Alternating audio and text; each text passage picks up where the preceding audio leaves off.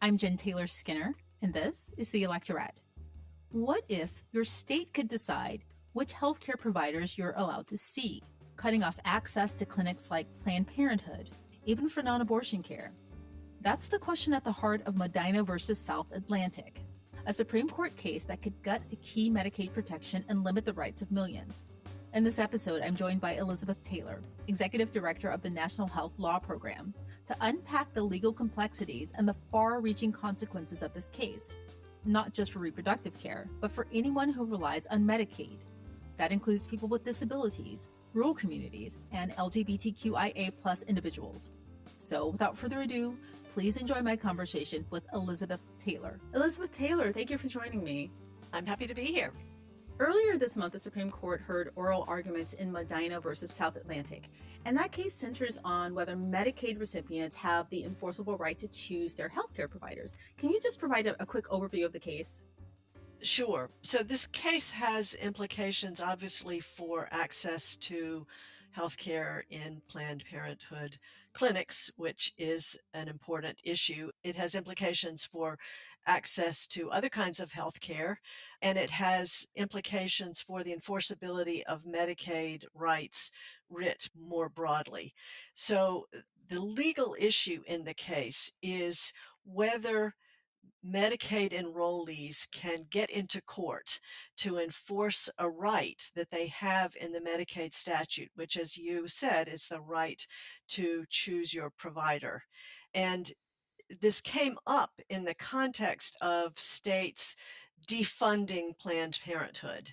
So, and what that means is that states decided that Medicaid dollars could not pay for services in Planned Parenthood clinics. And this case has nothing to do with abortion, other than that was the reason that the states were deciding not to pay for the other services that Planned Parenthood clinics provide. And I think, as people understand, Planned Parenthood clinics provide a range of services that aren't abortion services. Planned Parenthood clinics pay for cancer screening, they pay for contraceptive access, they pay for pregnancy care.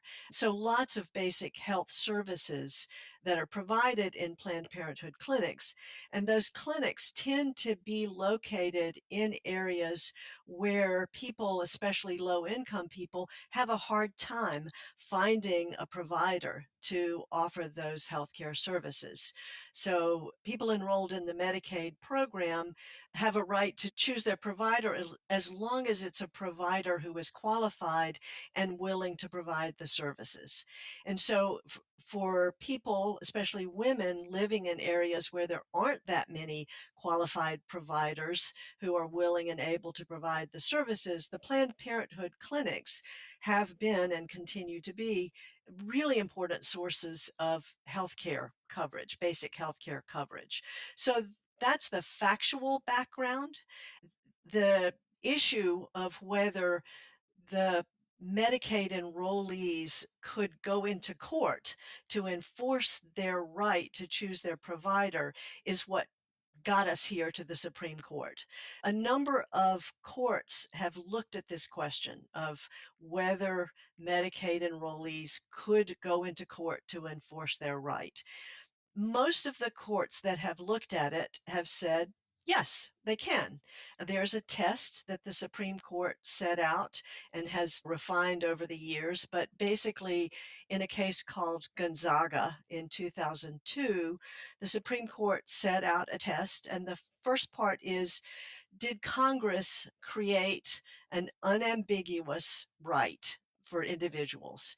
And the other is whether there is a federal enforcement scheme that would be inconsistent with private enforcement. In this case, the language of the Medicaid statute is clearly creating a right that individuals have. A Medicaid plan has to provide for individuals to get care from the provider of their choice, as long as the provider is qualified and willing to provide it. So the question of whether you could go into court to enforce that right should be easy under the Gonzaga test. Because this is Planned Parenthood, it hasn't seemed so easy. So that's how we got here. I do want to go into the word qualified in a minute because that's really important. That's at the core of this case and the argument that's being made on the side of the state, South Carolina. But I want to talk about the title of the case because I think it's a red herring with Planned Parenthood being in the title. Because if you think about the background of this case, in 2018, there was a decision made by South Carolina's Governor Henry McMaster. That's where the case really started in 2018 when he issued an executive order to exclude abortion clinics from the state's Medicaid program. And of course, Planned Parenthood is in that grouping. But the problem with that executive order and that decision is that Medicaid funds cannot be used for abortion. That restriction already exists. So the governor should know this as well as you and I know this, right? So what was his larger aim here in making the executive order in the way that he did? Well, punish Planned Parenthood clinics effectively and put pressure on clinics not to provide abortions. Money is a powerful tool that can be wielded by governments to get organizations or individuals to do what you want.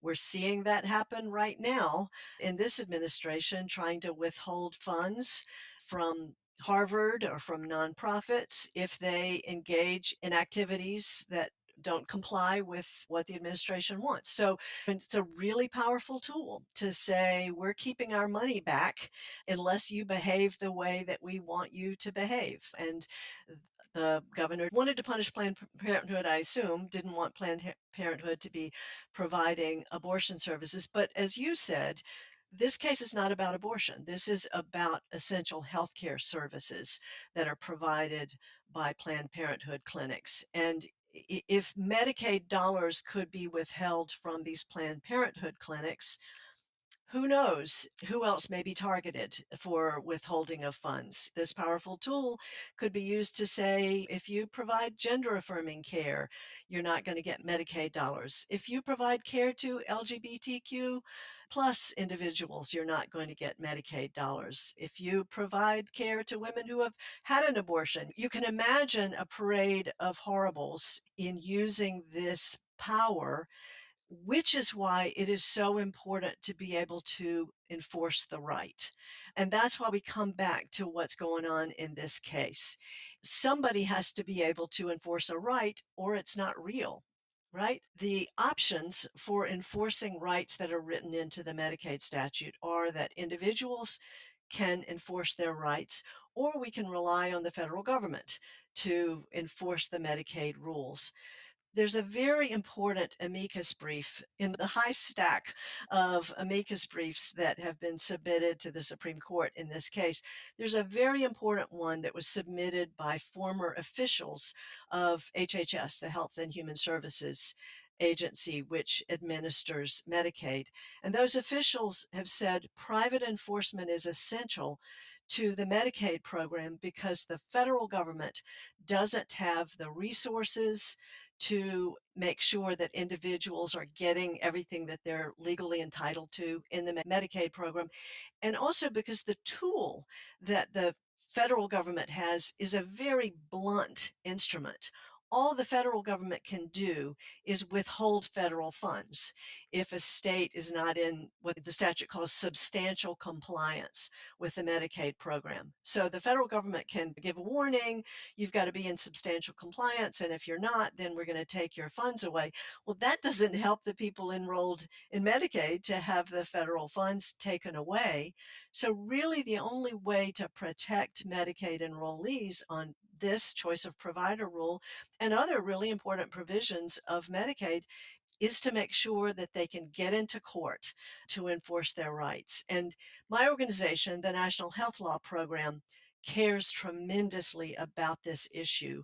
Our litigation director, Jane Perkins, has been fighting to keep the courthouse doors open to enforcing Medicaid rights on behalf of Medicaid enrollees for decades, because we know that if we can't get into court to enforce the rights, those rights aren't real. So it matters to us in cases, for instance, where You have medically fragile children. We've brought a number of suits on behalf of medically fragile children. These are children who need a lot of services in order to be able to leave the hospital and live at home with their families. And states have said, no, we don't have to provide those services. We've brought lawsuits and we win in those lawsuits, and the courts say to the state, yes, you do. You have to provide those services so that these children don't stay in institutions and can live at home with their families. If we couldn't do that, if we couldn't get into court on behalf of these children, those children would still be in institutions because there's no other way to make sure that they're going to get those rights. The same thing happens with adolescents needing behavioral health services. The National Health Law Program has brought lawsuits in states all over the country to make sure that adolescents get behavioral health services while they're still living at home and in the communities and not after they land in institutions. But again, the reason that those adolescents are protected is because the courthouse doors are open to us to be able to get into court and enforce the rights. So that's why when I say this case has a huge impact for Planned Parenthood, for access to sexual and reproductive health care, and it has much broader implications for enforcement of the Medicaid program writ larger. Right. The two pieces that I'm hoping you'll help me break down that are really important. So I just want to go back a little bit to unpack it slowly. The first thing is that within the Medicaid Act, there's a provision which allows recipients to choose the provider that they want, right? And that's very, very clear as you've laid out. I don't fully understand the argument that's being made to circumvent that here. The argument that's being made by the state that's saying, well, no, you don't, because it seems very clear to me. It does seem clear to me as well. And the arguments that are being made are arguments that have already been rejected by the Supreme Court, but they're being brought up again. So just to sort of put this in context, there was a case decided by the Supreme Court just 2 terms ago called Health and Human Services Corp versus Talevski. Those of us who care a lot about Medicaid were following that closely to see what the Supreme Court would say about what the test is for being able to enforce a right. It was a different right at issue in that case. It had to do with enforcing the Nursing Home Reform Act provisions. But it's the same analysis. How do you tell whether something is a right that can be enforced in court?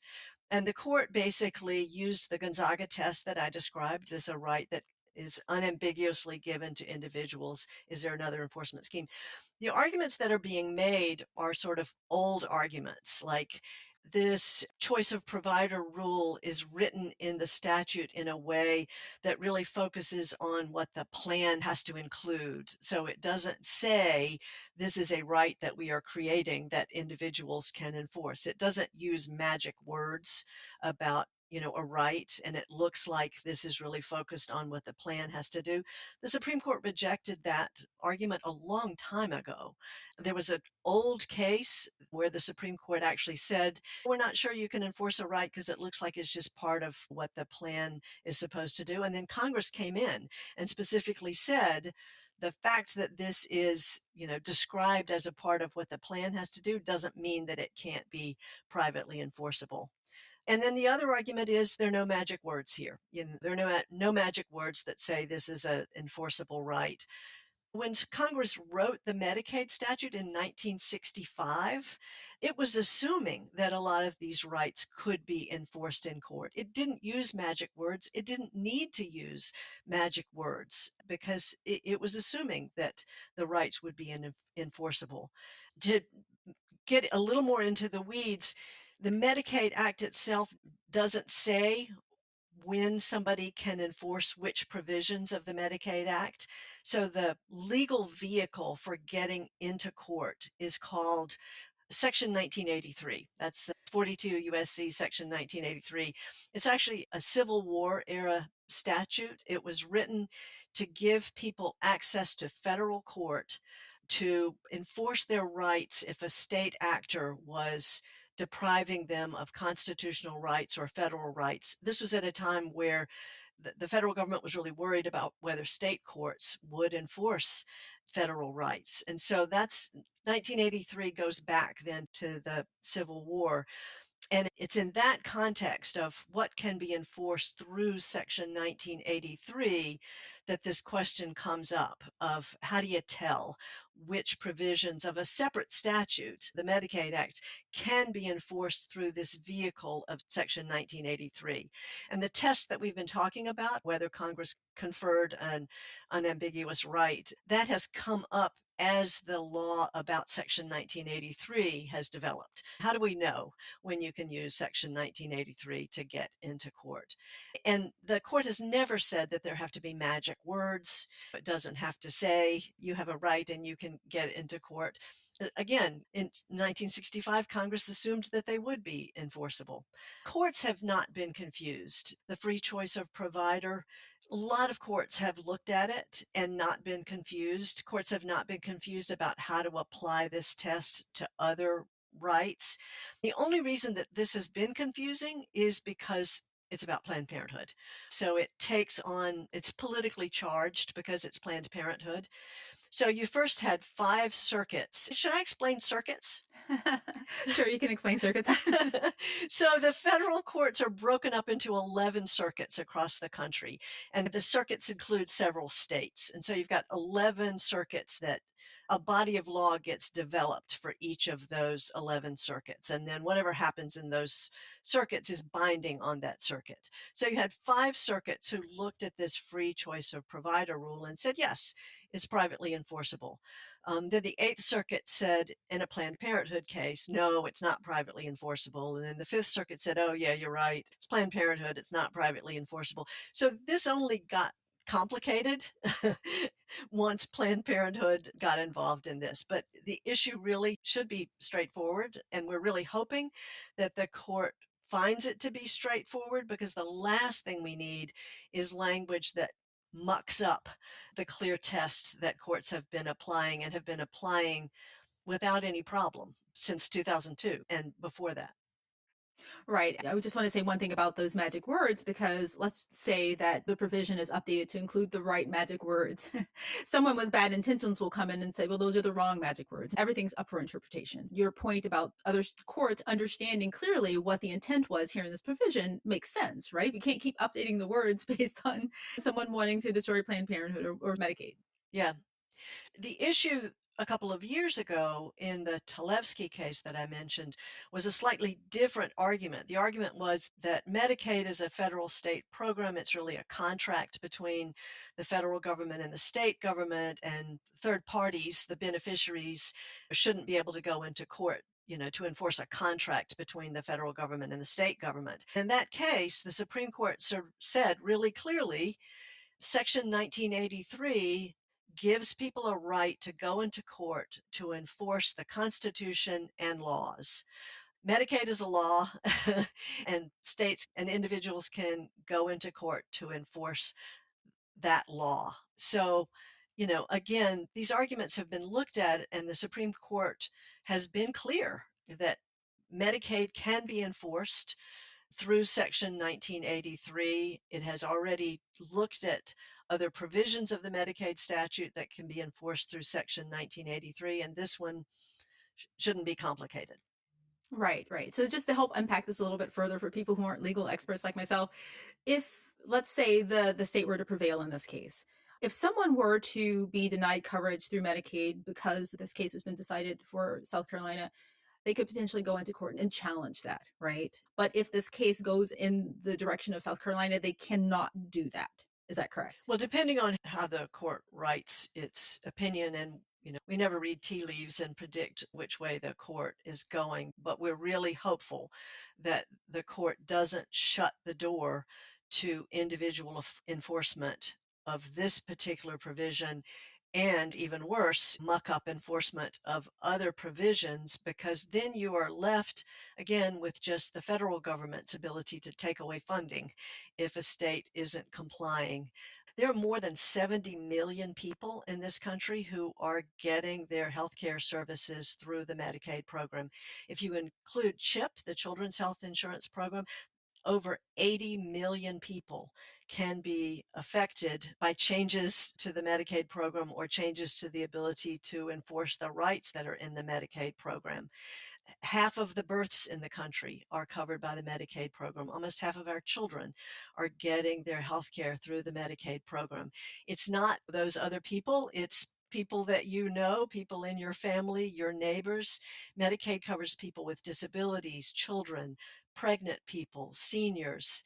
So it is hugely important across the country that we have a robust Medicaid program. And as we've got this very serious threat to the Medicaid program in the court, at the same time that we have an existential threat to the Medicaid program going on in Congress, as Congress is talking about cutting billions of dollars from the Medicaid program, under the guise of waste, fraud, and abuse. But waste is a myth. You can't it is a lean program that has accountability and transparency. It's more efficient than Medicare or private insurance.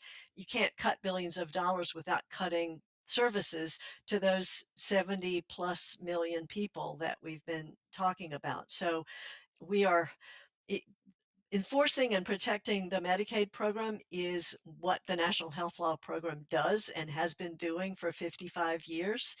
So we are doing everything we can on all fronts to make sure that this really important healthcare program doesn't lose funding, it doesn't lose enforceability.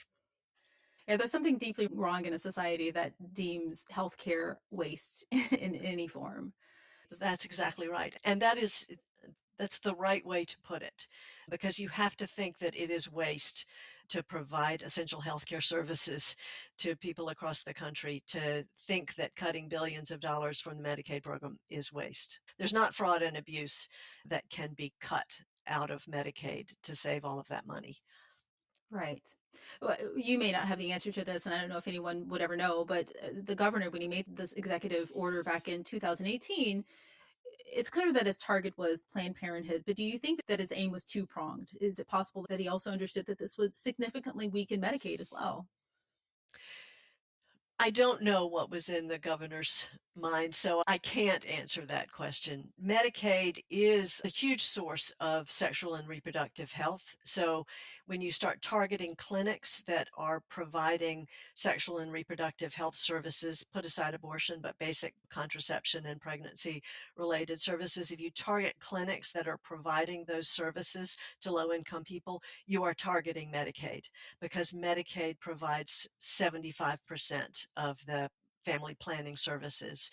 It provides STI testing, and so the the clinics that are providing low income health care are integrally related to the Medicaid program, because that's where a lot of people go to get, a lot of low income people in particular, people in rural areas that don't have access to other care, depend on clinics like this, and the clinics then depend on Medicaid as the source of funding for them, because if you cut off the Medicaid funding, then the clinics can't operate because they don't have the resources to continue to provide this care. So Medicaid is hugely important in every state. It's important for rural hospitals and other hospitals, because if you don't have Medicaid covering people, then the clinics and the hospitals find people on their doorsteps who need emergency care, which is more expensive than providing regular preventive care. And those people don't come with insurance that will help to pay for the services that the hospitals and the clinics need to keep operating. So it's so short sighted for any governor or state leader to talk about cutting Medicaid funding to clinics, or cutting Medicaid funding in general, or imposing obstacles to staying enrolled in Medicaid, like work requirements that are being talked about, or burdensome pre-approval requirements.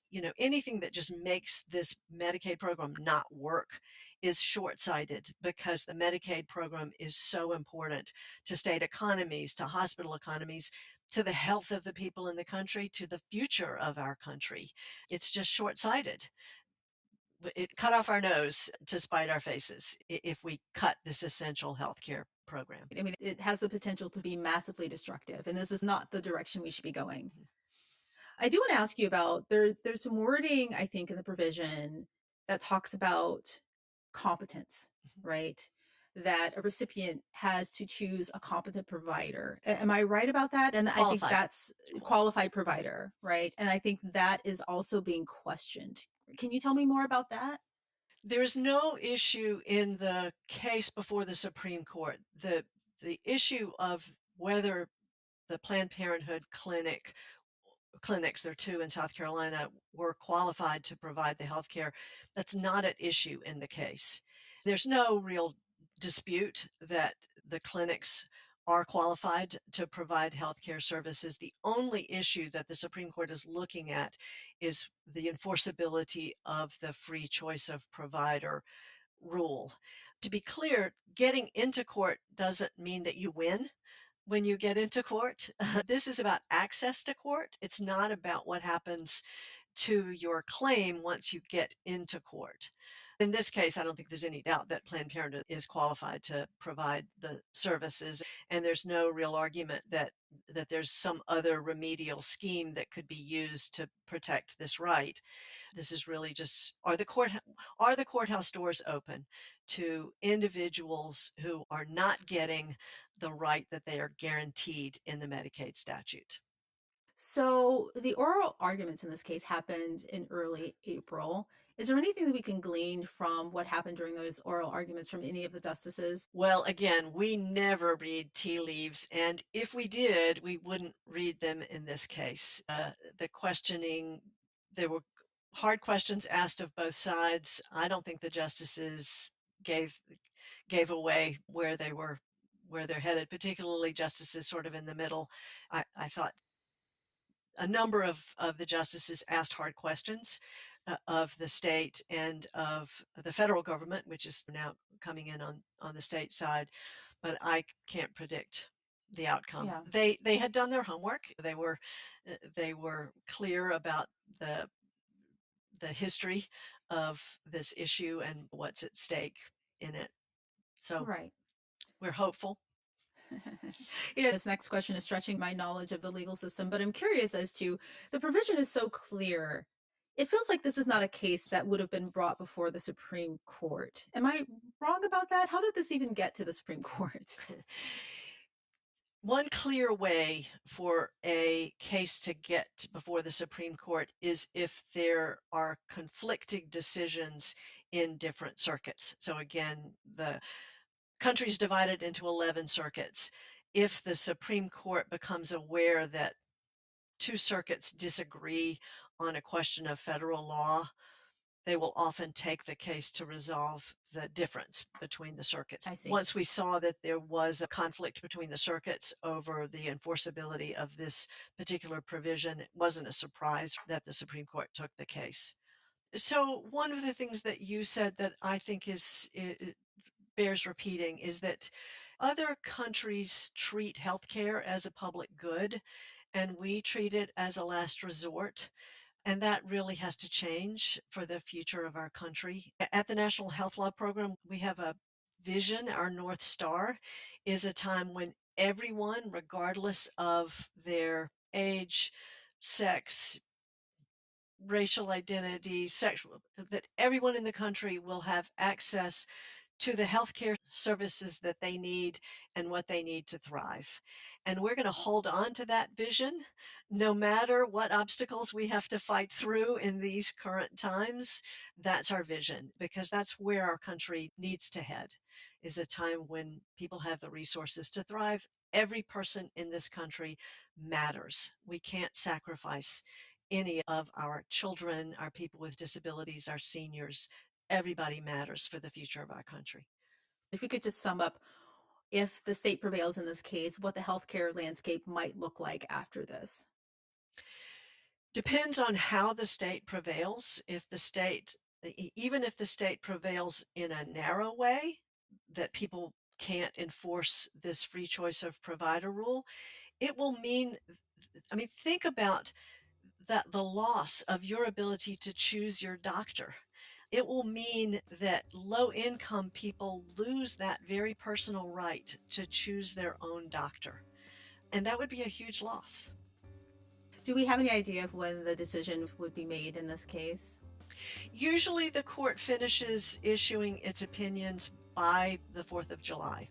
Well, keeping our fingers crossed. Elizabeth Taylor, thank you so much for joining me. This has been hugely important to cover. And just thank you. Thank you for all the work that you're doing. It's my pleasure.